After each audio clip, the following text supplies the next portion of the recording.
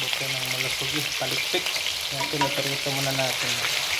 Bicol Express. Bicol Express.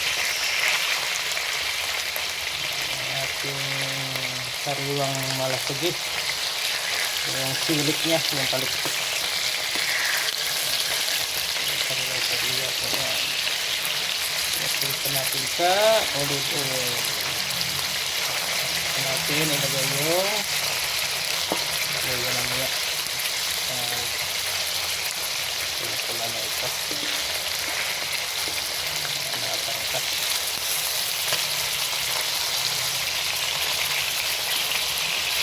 Bicol Express. Gata yan. Kaya nakabili kanina ng gata. Kaya na pure gata. Ayan. Fresh gata daw. Chocolate milk.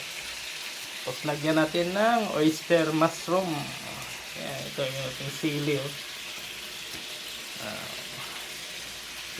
Green at pula. Sibuyas, bawang, luya. Ito yung whiskey. Lagyan tayo ng konting asin mamaya.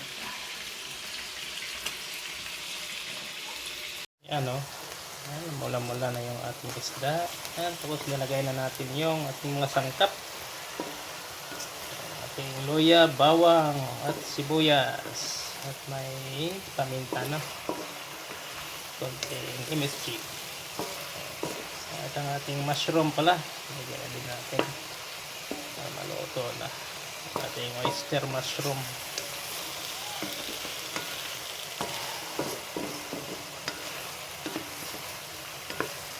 Lagyan natin ito ng konting asin mamaya.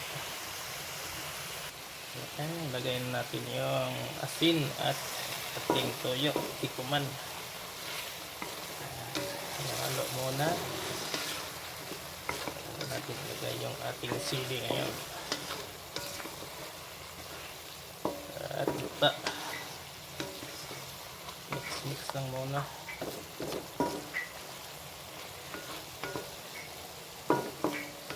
At Bicol Express. Hindi natin lagay yung ating mga sili. Ayan o. Ilagay na natin yung sikli.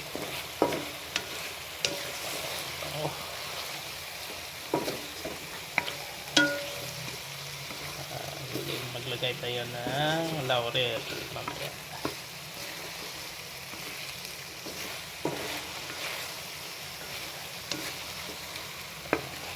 Pag tayo ng laurel, lagyan natin ng laurel yan.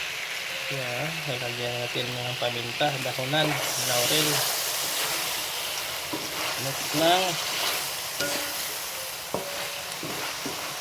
natin lagay yung ating gata. Gata. First daw, gata.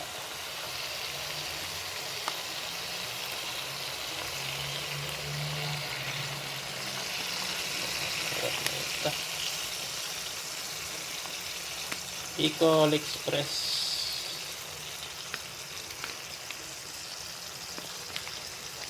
Palikpit ng malasugi. Hindi baboy yung ginamit natin. Buto-buto ng malasugi.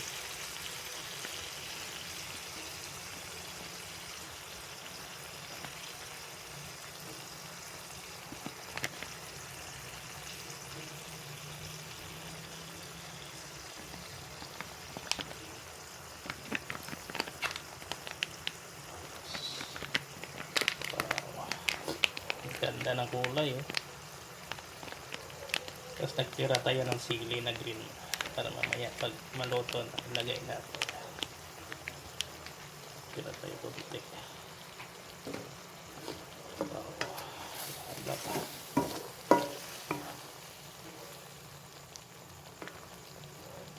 Tapos sa takloban natin yan.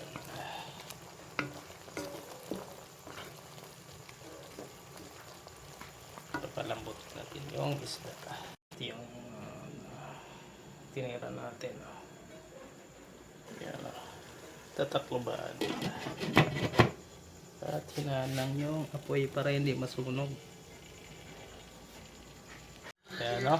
Ito na po yung ating Bicol Express na malasugi. Palikpik ng malasugi. Ito yung sili na green. Tinira natin kanina. Latong-lataw na siya. Patayin na natin yung apoy. Wow. Bango. Sarap to may konting sabaw.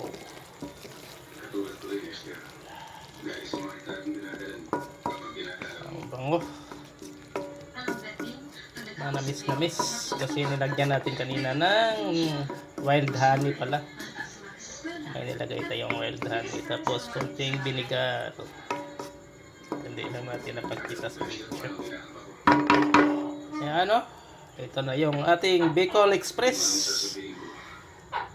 Yan, malasugi.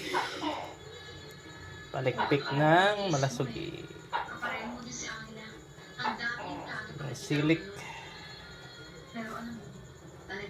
Wow, sarap.